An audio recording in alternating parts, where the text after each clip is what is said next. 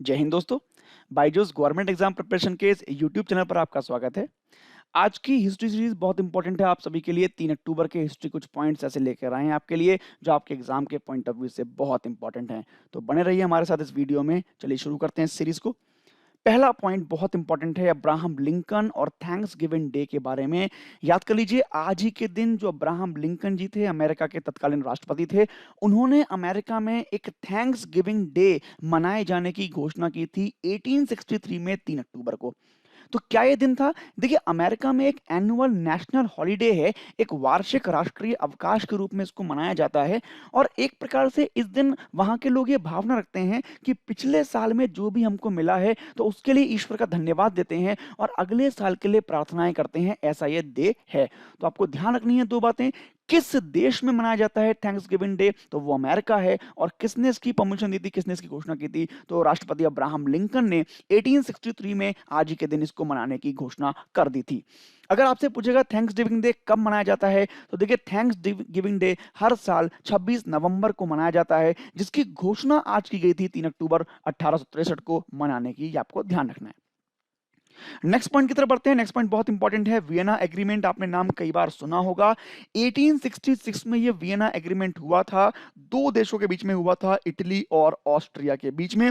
याद कर लीजिए इनके बीच में जो एग्रीमेंट हुआ था, इस एग्रीमेंट के बिना पर ही जो मेन बात थी वो ये थी कि एक वेनेसी नाम का राज्य था, वेनेसी स्टेट था, जिसको इटली के अंतर्गत अभी हैंडओवर कर दिया गया था। यानी ऑस्ट्रिया पर इसका अधिकार था पहले और अब उसको इटली के हवाले कर दिया गया था। ये आपको यहां से ध्यान में रखना है। चार बातें इंपॉर्टेंट हैं। वियना एग्रीमेंट किसके किसके बीच में हुआ था? तो इटली और ऑस्ट्रिया के बीच में हुआ था। कब हुआ था? तो 1866 में हुआ था। और अगर पूछा जाएगा कि इसके तहत क्या हुआ था, तो वेनेसी नाम का जो स्टेट था उसको इटली को सौंप दिया गया था। अब उस पर अधिकार किसका हो गया था? इटली का हो गया था। ये आपको यहां से अपने एग्जाम के पॉइंट ऑफ व्यू से ध्यान में कर लेना है। नेक्स्ट पॉइंट की बात कर लेते हैं। The first in Calcutta and the second test tube baby in the world was born in 1978। यानी 1978 में आज ही के दिन जो विश्व का दूसरा टेस्ट ट्यूब बेबी है और भारत का पहला टेस्ट ट्यूब बेबी है, वो कलकत्ता में जन्म हुआ था उसका। वो कलकत्ता में पैदा हो गया था। मैं आपको बता दूं टेस्ट ट्यूब बेबी के बारे में, एक कृत्रिम रूप से बच्चों के जन्म की जो व्यवस्था है उसको हम लोग बोलते हैं टेस्ट ट्यूब बेबी व्यवस्था। यानी जो भी पेरेंट्स ऐसे होते हैं जो प्राकृतिक रूप से बच्चों का जन्म नहीं करा पाते हैं, तो उनके लिए यह व्यवस्था की गई है। तो भारत में अगर देखा जाए तो पहला जो टेस्ट ट्यूब बेबी था वो 1978 में आज ही के दिन 3 अक्टूबर को पैदा हुआ था कलकत्ता में। ये आपको यहां से ध्यान में रख लेना है। देखिए नेक्स्ट पॉइंट की तरफ बढ़ते हैं। तो नेक्स्ट पॉइंट की बात करें तो ये हिमसागर एक्सप्रेस के बारे में है, जिसमें कहा गया कि भारत की सबसे लंबी दूरी की ट्रेन जो है हिमसागर एक्सप्रेस, उसकी शुरुआत की गई थी 1980 में कन्याकुमारी से जम्मू तवी के लिए। लेकिन अब मैं आपको बताऊं, देखिए ये पहले सबसे लंबी दूरी की थी, लेकिन अब ये क्या है कि सबसे लंबी दूरी की नहीं है, अब ये थर्ड लॉन्गेस्ट रूट पर चलती है। ठीक है। इसके अलावा दो ट्रेन और हैं जो इससे भी लॉन्गेस्ट रूट पर चलती हैं। उसमें एक है विवेक एक्सप्रेस और दूसरी है तिरुवनंतपुरम सिलचर एक्सप्रेस। ये इससे भी बड़े रूट पर चलती हैं। अगर इस समय बात करेगा आपसे भारत की लॉन्गेस्ट रूट पर कौन सी ट्रेन चल रही है, तो वो है, याद कर लीजिए, विवेक एक्सप्रेस वो है जो डिब्रूगढ़ से कन्याकुमारी तक चलती है। ये आपको ध्यान में रखना है।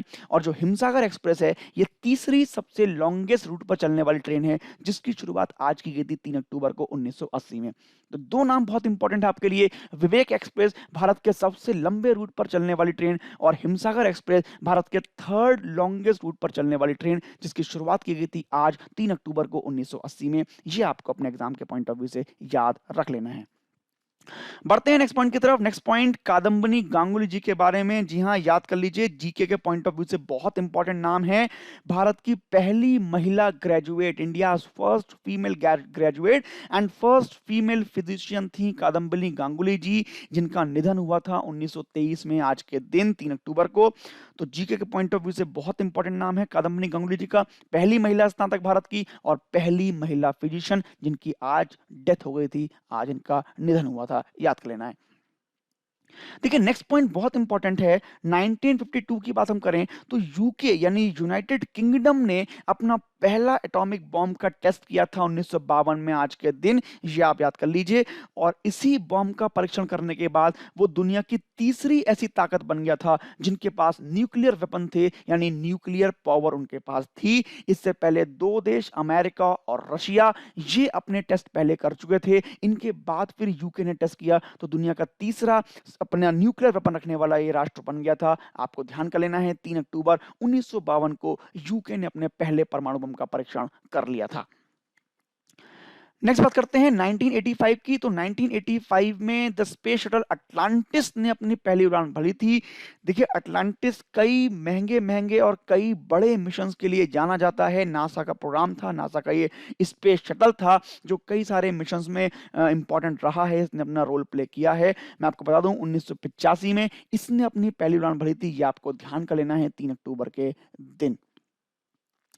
नेक्स्ट पॉइंट सबसे अधिक इंपॉर्टेंट है, 1990 का ये पॉइंट है जब पूर्व जर्मनी और पश्चिम जर्मनी को मिलाकर एक कर दिया था। जी हाँ, जो जर्मनी था पहले वो टूटा था ईस्ट जर्मनी और वेस्ट जर्मनी में, यानी पूर्व जर्मनी और पश्चिम जर्मनी में। और उसके बाद 1990 में 3 अक्टूबर को आज ही के दिन ये फिर से संगठित हुआ था, फिर से जुड़ा था और एक यूनाइट जर्मनी के रूप में बन गया था। तो ये आपको बहुत बार एग्जाम में देखने को मिलेगा क्वेश्चन कि जर्मनी का पुनर्गठन कब हुआ था, तो 3 अक्टूबर 1990 को इसका पुनर्गठन हुआ था। ये आपको यहां से क्वेश्चन याद कर लेना है अपने एग्जाम के पॉइंट ऑफ व्यू से।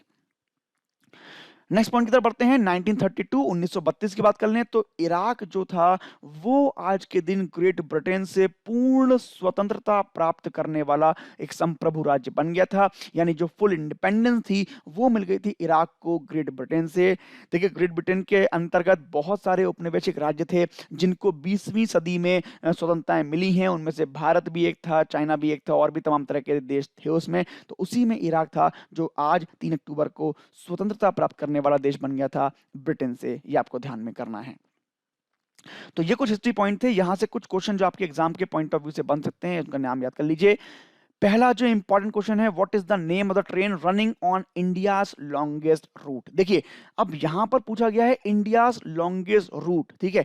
अब इन सभी ऑप्शन में इंडियाज लॉन्गेस्ट रूट पर चलने वाली ट्रेन यानी विवेक एक्सप्रेस का ऑप्शन नहीं है, ठीक है। तो यहां पे हमारा आंसर क्या हो जाएगा, हिमसागर। लेकिन अगर यहां पे ऑप्शन हमारा विवेक होता तो हमारा आंसर क्या हो जाता, विवेक एक्सप्रेस, जो कि डिब्रूगढ़ से कन्याकुमारी तक चलती है। हमारी जो हिमसागर एक्सप्रेस है वो कन्याकुमारी से जम्मू तक भी चलती है, तो ये आपको ध्यान में करना है। हिमसागर थर्ड लॉन्गेस्ट रूट पर चलती है और विवेक एक्सप्रेस जो है वो इंडिया के सबसे अधिक बड़े रूट पर चलने वाली ट्रेन है। तो ये आपको दो क्वेश्चन ध्यान करने हैं, दोनों में कंफ्यूजन है लेकिन आप ध्यान कर लीजिए, सबसे लंबा रूट विवेक एक्सप्रेस और third longest route Himsagar express, ये आपको ध्यान करना है। यहां पर ऑप्शन नहीं है इसीलिए हमने इसका आंसर हिमसागर यहां पर दिया है। Next question, in which country is thanks giving day celebrated. किस देश में मनाया जाता है थैंक्स गिविंग डे। तो हमने पढ़ा था अभी, अमेरिका वो देश है, यूएसए वो देश है जहां पर थैंक्स गिविंग डे को मनाया जाता है। एक तरह से ये पिछले साल के जो भी हमें चीजें प्राप्त हुई हैं, उपलब्धियां प्राप्त हुई हैं, उनके सम्मान के लिए, उनके आभार व्यक्त करने के लिए दिवस मनाया जाता है और नए वर्ष की शुभकामनाओं के लिए दिवस मनाया जाता है। एनुअल नेशनल हॉलीडे है अमेरिका का, जिसको राष्ट्रपति अब्राहम लिंकन ने इसको मनाने की घोषणा की थी 1863 में। तो ये आपको ध्यान में कर लेना है। तो ऐसे कुछ हिस्ट्री पॉइंट थे, कल फिर मिलेंगे कुछ नए हिस्ट्री पॉइंट के साथ, तब तक के लिए धन्यवाद, जय हिंद।